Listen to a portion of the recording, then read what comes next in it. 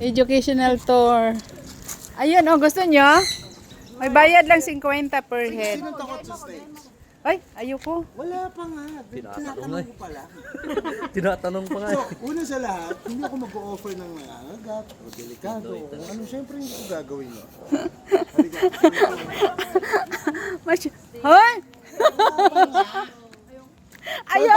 Una mong gagawin, makikinig ka sa akin.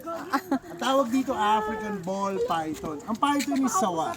Oh. So, isang klase sila na sawa na hindi lumalaki. So, wala silang venom at tong species na to, hindi sila aggressive. Una sa lahat, wala silang kamandag, di aggressive. Pangalawa, pangatlo, hindi sila malansa. Hindi totoong malansa ang snake sa mabaho. Pag galing sa madumihan, sa kanal, sa may amoy.